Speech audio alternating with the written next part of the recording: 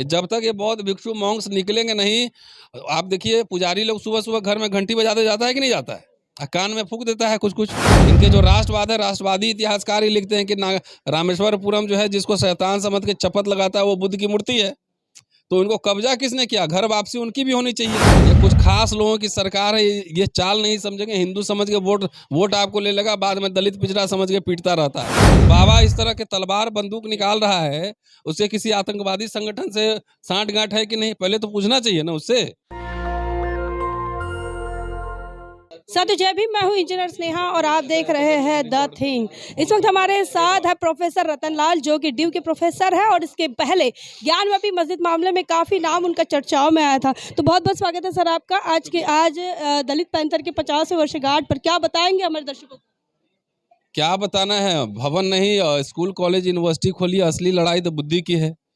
तो जब अच्छे यूनिवर्सिटीज़ नहीं होंगे, अच्छे कॉलेज नहीं होंगे, अच्छे संस्थान नहीं होंगे, तो बाकी तो बिल्डिंग्स और मूर्तियां तो बनती रहती हैं। बेसिक लड़ाई तो विश्वविद्यालयों में लड़ी जाती है। और आप देख रहे हैं, इतने दिन से अगर वॉच कर रहे होंगे तो वो राजनेता कम, लेकिन राजनेता तो संसद विधानसभाओं में जो करना है करते ही हैं।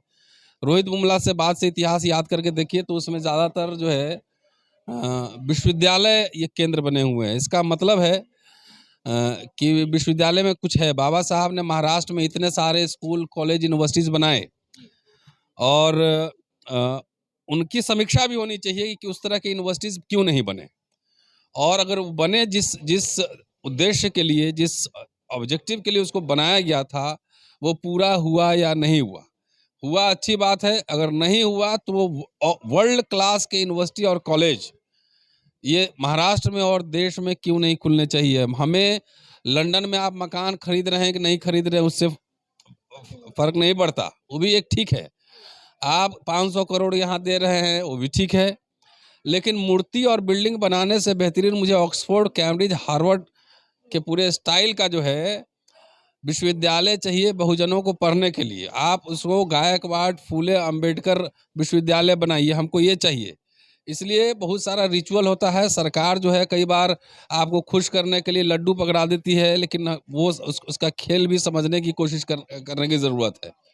बाबा साहब ने धम्म 56 में परिवर्तन किया और उसी समय आरपीआई बनाए, लेकिन उसके पहले सबसे ज़रूरी काम है कि उन्होंने संस्थाओं के निर्माण पर बल दिया। सबसे पहले हॉस्टल बनाए, स्कूल बनाए, बहिष्कृत हितकारिणी सभा बनाई, उसमें बच्चों को पढ़ने के लिए एक रूम का पुस्तकालय बनाया, किताब लाया।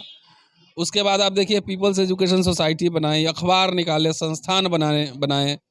तो ये सब समझना होगा ना, तब तक नहीं समझेंगे जब हम अपने बच्चों को लीडर्स नहीं बनाएंगे। लीडर्स मतलब इंटेलेक्चुअल लीडर्स, तब तक जो है ये बात बनने वाली नहीं। इसलिए अवसर पे मुझे लगता है अब आंदोलन करना आसान भी है। आप देखिए 2 बार भारत बंद हुआ, डिजिटल दुनिया है, अगर मेरी गिरफ्तारी हुई तो पूरे दुनिया में खबर फैल गया 24 घंटे के अंदर, तो आसान भी है। अब हमें बढ़िया तरह के लीडर्स चाहिए, कोऑर्डिनेटर चाहिए, वैसे लोग जो सैक्रिफाइस कर सके, कुर्बानी कर सके। और बहुत सारे लोग जो त्याग करता है ना, समाज इतिहास उसी का मूल्यांकन करता है, वही जिंदा रहता है। सर अभी देश की क्या स्थिति है, देश किस हालात से गुजर रहा है? क्या दलितों के ऊपर में भी बहुत सारे अन्याय होते हैं, इसके लिए कौन जिम्मेदार होंगे? अब जहाँ खड़े हैं यहाँ क्या चल रहा है आपको नहीं पता है, कौन जिम्मेदार है? सरकार और व्यवस्था जिम्मेदार हुई, क्या कहना है? यहाँ नागपुर में आपको आरएसएस और इसके खिलाफ बोलने में डर क्यों लगता है? क्यों डर लगता है? ये सवाल सरकार कौन चला रहा है? अब बड़े बड़े सिंबोलिज्म सब हो रहे हैं, बहुत कुछ, इतने सारे दलितों पे अत्याचार हो रहे हैं, इतने सारी हिंसा हो रही है, तो कौन लोग हैं उसमें? क्यों नहीं आरएसएस बोलती है और सरकार क्यों नहीं स्टैंड लेती है? क्यों कल्प्रिट आराम से घूमते रहते हैं, वो पकड़े क्यों नहीं, जेल के अंदर क्यों नहीं जा रहे हैं? इसके लिए आप लड़ेंगे क्यों नहीं, बोलेंगे क्यों नहीं? 1956 का प्रतिज्ञा को लेकर भी राजेंद्र पाल गौतम जी को भी एक धमकी भी मिली है, उस संदर्भ में क्या बताओगे आप? न, कुछ नहीं, धमकी मिली है। सबसे पहले सरकार को इनकम टैक्स ईडी वहां भेजना चाहिए कि 50 लाख रुपया कहाँ से लाया, वो इनकम टैक्स रिटर्न भरता है कि नहीं भरता है। बाबा इस तरह के तलवार बंदूक निकाल रहा है, उससे किसी आतंकवादी संगठन से सांठ-गांठ है कि नहीं, पहले तो पूछना चाहिए ना उससे। तो क्या सरकार इसके ऊपर में कार्रवाई करने के लिए कुछ? अब उन्हीं की सरकार ही है, धर्म संसद होता है, नहीं दिख रहा है? धर्म के अनुसार तो कार्रवाई होना ही चाहिए ना। एक बार पूछा जाता है ना, एक सेकंड में सवाल नहीं पूछा जाता है। ठीक से जर्नलिज्म कीजिए। सवाल यह है कि कार्रवाई नहीं होती है, कैसे कार्रवाई होगी? आप धर्म संसद हो रहा है और धर्म संसद में गांधी से आपकी सहमति असहमति अलग हो, उसको उसको कैसे गालियां दी जा रही है, साथ भी जो है गोली मार रही है, तो उसमें कार्रवाई हुई? सरकार आपको हिंदू बना रही है, हिंदू सरकार उरकार नहीं है, ये समझिए। ये कुछ खास लोगों की सरकार है, ये चाल नहीं समझेंगे, हिंदू समझ के वोट आपको ले लेगा, बाद में दलित पिछड़ा समझ के पीटता रहता है, ये खेल समझिए। सर 1956 की धम्म क्रांति की आपने बात की है, 22 प्रतिज्ञाओं पर रोक लगाने की लगातार मांग उठ रही है। हिंदू राष्ट्र वाले मांग कर रहे हैं कि 22 प्रतिज्ञा अब समय के साथ साथ नहीं चल सकती है। क्या वो कालबाह्य हो गई, आप क्या मानते हैं? अरे अभी नरेंद्र मोदी की सरकार ने छापा है, थावरचंद गहलोत का छापा हुआ है, कैसे रोक लगेगा? क्या दलितों पे जो अत्याचार हो रहे थे उस जमाने में क्या खत्म हो गई है?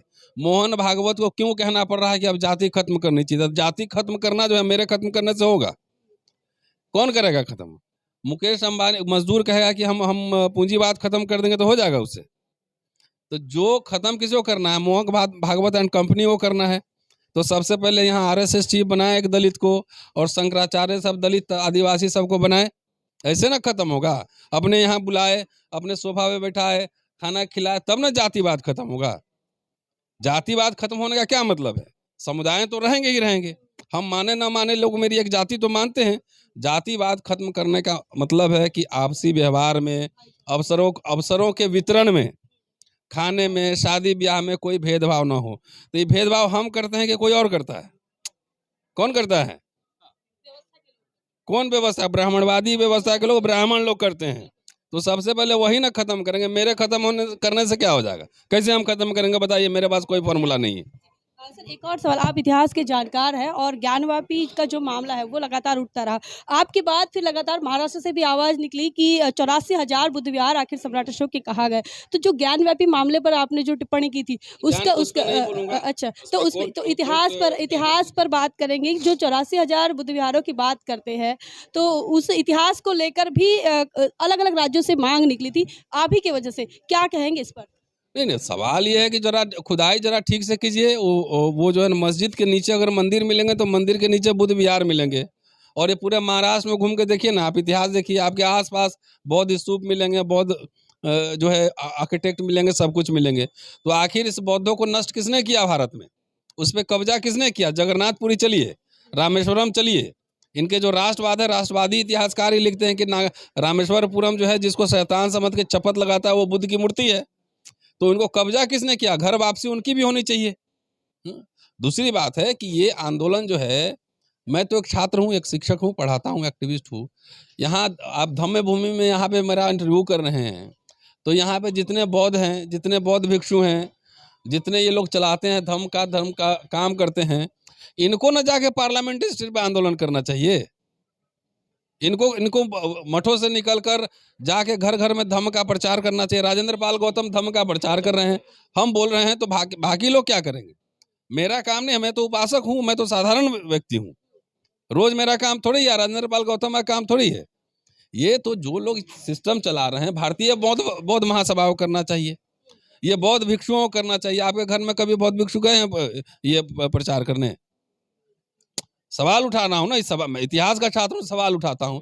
ये मेरा काम नहीं। उनसे पूछिए कि क्यों नहीं हो रहा, क्यों यहाँ से लोग जाके, महाराष्ट्र से खास तौर से निकल कर बाहर जाके इनको प्रचार करना चाहिए था। महाराष्ट्र में ये पूरा क्रांति भूमि है ना, ये क्यों सिमटा जा रहा है?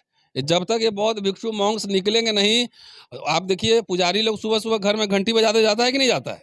कान में फूंक देता है कुछ है। तो वो काम कर रहा है, हमारे लोग क्यों नहीं काम कर रहे हैं? ये सवाल उठा रहा हूँ, ये मैं कोई जजमेंट नहीं दे रहा हूँ। सर आखिरी सवाल, देश के युवाओं को, आप शिक्षक हो, देश के युवाओं को क्या संदेश देंगे इस माध्यम से? संदेश क्या देना? निडर साहसी बनिए और पढ़िए लिखिए, यही संदेश है। और खाली सब लोग सरकारी नौकरी के चक्कर में पागल हुए जा रहे हैं। सरकारी नौकरी हो रहा है खत्म, 35-40 साल तक जाके वो लड़की का एग्जाम करेंगे, अपनी जवानी ऊर्जा सब बर्बाद कर लेंगे। इसलिए गिटार बजाने आता है तो बढ़िया गिटार बजाइए, ढोलक बजाने आता है बढ़िया ढोलक बजाने, क्रिकेट खेलने आता है क्रिकेट खेलिए, बिजनेस स्किल है बिजनेस कीजिए, पढ़ने का शौक है जाइए ऑक्सफोर्ड कैम्ब्रिज में पढ़ के आइए, बाबा साहब बनिए। तो माँ बाप को भी, आप बच्चों को नहीं बोलो, जितने माँ बाप सुन रहे हैं उनको बता रहा हूँ कि अपने बच्चों को गर्दन पकड़ के जो ठेल देते हैं कि लड़की का एग्जाम करो, पहले उसके टैलेंट को पहचानिए, उसमें कुछ और काम करने का मन है, उसको करने दीजिए। तो ये हमारे जितने बुजुर्ग माँ बाप लोग ने उनकी भी जिम्मेदारी, उन लोगों ने ही बर्बाद किया अपने बच्चों को और हमारे समाज को भी। मैं देख रहा हूँ ना, मैं विद्रोही आदमी हूँ। अब मेरे पिताजी भाई बोले जा रहे थे कलेक्टर बनो, हम लेकिन नहीं बनेंगे, मुझे कुछ और करना है। हमारे महाराष्ट्र जिनमें के जो प्रतिभा हो वो प्रतिभा को निखार, हमारे लोगों ने प्रतिभा निखारा ही नहीं। कोई अच्छा हमारे ही लोग तो कारीगर हैं, पेंटर है, तो आपने बच्चों को पेंटर बनाया नहीं, म्यूजिशियन बनाया नहीं, फिल्म मेकिंग सिखाया नहीं, आर्ट सिखाया नहीं, तो अभी लड़ाई कहाँ से लड़ लेंगे? लड़ाई सिर्फ वोट से थोड़ी लड़ी जाती है। सर, हमारे महाराष्ट्र के मंत्री है रामदास अठावले जी, उनका ये कहना है कि बाबा साहब नहीं चाहते थे कि वो बुद्धिज्म ले, गलती से उन्होंने ले लिया। क्या बाबा साहब नहीं चाहते थे कि वो बौद्ध धर्म को अपनाए? इस पर क्या सोचते हैं आप, कैसे नहीं, वो इतिहासकार हैं कि मंत्री हैं, अपने अपने लिमिट का काम करें। वो मंत्री अपना मंत्रालय संभालें, इतिहासकार हैं तो पेज नंबर लेकर आए और खुले मंच पे आए, यही धम्म भूमि पे, दीक्षा भूमि पे उनसे बहस करने के लिए तैयार हूँ। पहले पेज नंबर लेकर, बाबा साहब ने कहा था, बाबा साहब ने कहाँ कहा था? कोई पेज नंबर तो होगा ना, रेफरेंस तो होगा ना। बिना रेफरेंस से कहा था। ये सब उन्हीं लोग का प्लान है जिसका यहाँ हेडक्वार्टर है। कहा था बाबा साहब को तो कह देंगे कि ये विष्णु के अवतार थे, मान लीजिएगा। तो सर, एक और बात है, आखिरी बात है, दीक्षा भूमि पर जब धम्म क्रांति का दिन यहाँ पर था, महोत्सव मना रहे थे 66वां, तो उस दौरान यहाँ पर देवेंद्र फडणवीस आए थे, नितिन गडकरी आए थे और वो आकर यहाँ से गए हैं, तो लोग काफ़ी नाराज थे। कैसे देखते हैं आप इस चित्र को? नाराजगी तो दिखना चाहिए ना। मन में नाराज हो गए, मन में हंसा था भैया जी, मन में प्यार करते हैं। अरे नाराजगी सड़क पे दिखना चाहिए ना, ऐसे नाराज होने से क्या होगा? वो लोग तो आएंगे यहाँ पे, आप 22 प्रतिज्ञा पढ़ते रहिए, लेकिन आप कंधे पे हाथ ऐसे रख देंगे, बड़ा खुश हो गए कि साहब ने कंधे पे हाथ रखा है, वोट दे देना भाई। ठीक है, शुक्रिया, थैंक यू। तो आप देख रहे थे, हमारे साथ थे प्रोफेसर रतन लाल, जो कि अम्बेडकर नामा के यूट्यूब चैनल के माध्यम से भी आपके साथ रूबरू होते रहते हैं और काफ़ी चर्चाओं पर, काफ़ी विषयों पर हमने उनके साथ चर्चा की। आप इन चर्चाओं को लेकर क्या सोचते हैं, आपका क्या विचार है, आपका क्या ख्याल है, तमाम मुद्दों को लेकर कमेंट सेक्शन में ज़रूर बताएं। तब तक के लिए जय भीम, जय भारत। नेशनल दस्तक की आपसे गुजारिश है कि अगर इसको बचाना चाहते हैं तो नेशनल दस्तक को सब्सक्राइब करने के लिए रेड कलर के सब्सक्राइब बटन को दबाएं, फिर बेल आइकन की घंटी दबाएं। नेशनल दस्तक को बचाने के लिए बहुत जरूरी है कि हर खबर को शेयर करें, लाइक करें, कमेंट जरूर करें।